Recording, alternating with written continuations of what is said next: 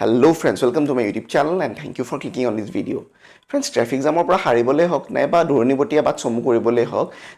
ফ্লাইঅভাৰ্ছ আৰু ব্ৰিজেছ আমাক সকলোকে দৰকাৰ আৰু যেহেতু অসমৰ মাজেদি ব্ৰহ্মপুত্ৰৰ দৰে এখন বিশাল নৈ বৈছে ব্ৰিজৰ যোনটো প্ৰাধান্য বা মহত্ব সেইটো চাগে আমাক কোনো বুজাব নালাগে আৰু ফ্ৰেণ্ডছ মোৰ আজিৰ এই ভিডিঅ'টো আপোনালোকলৈ লৈ আনিছোঁ আৰু এই ভিডিঅ'টোতে মই অসমৰ পাঁচখন এনেকুৱা ব্ৰিজেছ কভাৰ কৰিছোঁ আৰু এই ব্ৰিজ কেইখন মই তেওঁলোকৰ যোনটো লেংথ আছে লেংথৰ ওপৰত ডিপেণ্ড কৰি ৰেংকিং কৰিবলৈ ট্ৰাই কৰিছোঁ 5ৰ পৰা 1ষ্টলৈ আপোনালোকে মোৰ এই ভিডিঅ'টো কমপ্লিট চাব যদি মোৰ এই ভিডিঅ'টো ভাল পায় তেনেহ'লে লাইক এটা কৰিব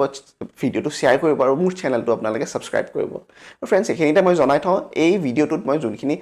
ফেক্টছ এণ্ড ফিগাৰ্ছ ইউজ কৰিছোঁ এইখিনি গোটেইখিনি মই ইণ্টাৰনেটৰ পৰা লৈছোঁ মোৰ ফালৰ পৰা যদি কিবা ভুল শ্ৰুতি ৰৈছে তেনেহ'লে আপোনালোকে যাতে কমেণ্ট বক্সত মোক জনায় আৰু 5 নম্বৰতে আছে শৰাইঘাট ব্ৰিজ কামৰূপ ডিষ্ট্ৰিক্টত অৱস্থিত আৰু এইখন হৈছে এখন ডাবল ডেকাৰ ব্ৰিজ অৰ্থাৎ যোনটো লোৱাৰ ডেক আছে সেইফালেৰে ট্ৰেইন চলাচল কৰিব পাৰে আৰু আপাৰ ডেকেৰে চলাচল কৰে যান বাহন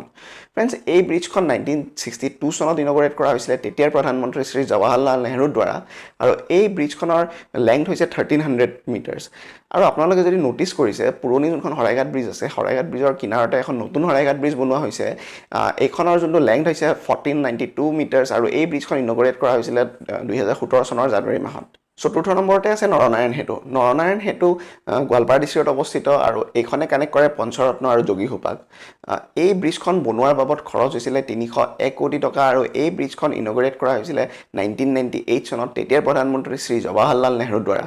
ফ্ৰেণ্ডছ এই ব্ৰিজখনৰ যোনটো লেংথ আছে লেংথ হৈছে 2284 মিটাৰ্ছ 3 নম্বৰতে আছে কলীয়াভোমোৰা ব্ৰিজ ব্ৰহ্মপুত্ৰৰ ওপৰত দ্বিতীয়খন বৃহৎ দলং আৰু এই ব্ৰিজখন ইনগৰেট কৰিছিলে ৰাজীৱ গান্ধী ডাঙৰীয়াই 1987 চনত এই ব্ৰিজখনে কানেক্ট কৰে শোণিতপুৰ আৰু নগাঁও ডিষ্ট্ৰিক্টত আৰু এই ব্ৰিজখন বনোৱাৰ বাবদ খৰচ হৈছিলে 87 crores এই ব্ৰিজখনৰ লেংথ হৈছে 3015 মিটাৰ্ছ ফ্ৰেণ্ডছ তিনিখন দলঙৰ কথা মই এতিয়ালৈ আপোনালোকক জনালোঁ কিন্তু মোৰ এইখিনিতে এটা প্ৰশ্ন আছে আপোনালোকলৈ যে এই দলংকেইখন যেতিয়া নিৰ্মাণ হৈ আছিলে সেইটো সময়ৰ কিবা মুহূৰ্ত আপোনালোকৰ মনত আছে নেকি যদি আছে আপোনালোকে কমেণ্ট বক্সত শ্বেয়াৰ কৰিব পাৰে আৰু মোৰ যদি এটা মেমৰি আপোনালোকৰ লগত শ্বেয়াৰ কৰোঁ তেনেহ'লে যেতিয়া নৰনাৰায়ণ সেতুৰ নিৰ্মাণ চলি আছিলে সেইটো সময়ত এবাৰ গোৱালপাৰা টাউনলৈ ফুৰিব গৈছিলোঁ আৰু সেইটো সময়ত মোৰ বৰ উৎকণ্ঠা আছিলে ব্ৰিজ এখন মোক কেনেকৈ নিৰ্মাণ হয় চাবলৈ সেইকাৰণে মোৰ ঘৰৰ মানুহে মোক লৈ গৈছিলে য'ত নিৰ্মাণ হৈ আছে চাইটলৈ লৈ গৈছিলে আৰু মই দেখি আচৰিত হৈছিলোঁ কিন্তু যে ইমান বৃহৎ দলং এখন বনাই আছে ইমান কষ্টৰে বনাইছে ইমান ডাঙৰ নদী এখনৰ ওপৰত বনাই আছে দ্বিতীয়তে আছে বগীবিল ব্ৰিজখন নিৰ্মাণ ষ্টাৰ্ট হৈছিলে 2002 চনত আৰু এইখন ইনগৰেট কৰিলে আমাৰ প্ৰধানমন্ত্ৰী শ্ৰী নৰেন্দ্ৰ মোদী ডাঙৰীয়াই 2018 চনত ফ্ৰেণ্ডছ এই ব্ৰিজখন এছিয়াৰ second longest double decker bridge আৰু এই ব্ৰিজখনৰ লেংথ হৈছে 4.94 কিলোমিটাৰ্ছ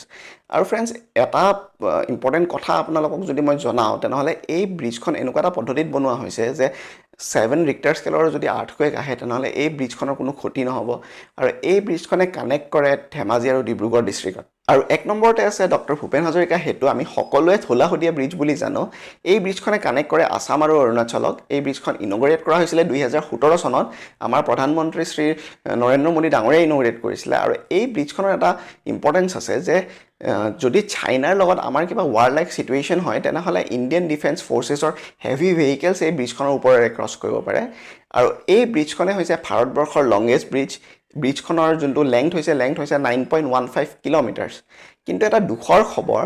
যে 2020ত বিহাৰত কোৱা হৈছে যে এখন ব্ৰিজ ইনগৰেট কৰা হ'ব সেই ব্ৰিজখনৰ যোনটো লেংথ আছে সেইটো হৈছে 9.76 কিলোমিটাৰ্ছ আৰু তেতিয়া আমাৰ যোনখন ডক্টৰ ভূপেন হাজৰিকা সেইটো দ্বিতীয় নম্বৰত আহি যাব যি কি নহওক ফ্ৰেণ্ডছ মই ট্ৰাই কৰিলোঁ যাতে অসমৰ 5খন দীঘল দলং কম্পাইল কৰি পেলাই এটা ভিডিঅ' বনাই আপোনালোকৰ আগত উপস্থাপন কৰোঁ যদি মোৰ এই প্ৰয়াসটো আপোনালোকে ভাল পাইছে তেনেহ'লে এই ভিডিঅ'টোত লাইক এটা কৰি দিব আৰু মোৰ এই ভিডিঅ'টো আপোনাৰ ফ্ৰেণ্ড চাৰ্কেলৰ মাজত শ্বেয়াৰ কৰি দিব আৰু মোৰ চেনেলটো যদি এতিয়ালৈকে ছাবস্ক্ৰাইব কৰা নাই কাইণ্ডলি ছাবস্ক্ৰাইব কৰি পেলাই যোনটো বেল আইকন আছে সেইটোও প্ৰেছ কৰি দিব আগন্তুক দিনত আকৌ লগ পোৱাৰ প্ৰতিশ্ৰুতিৰে take good care of yourself bye by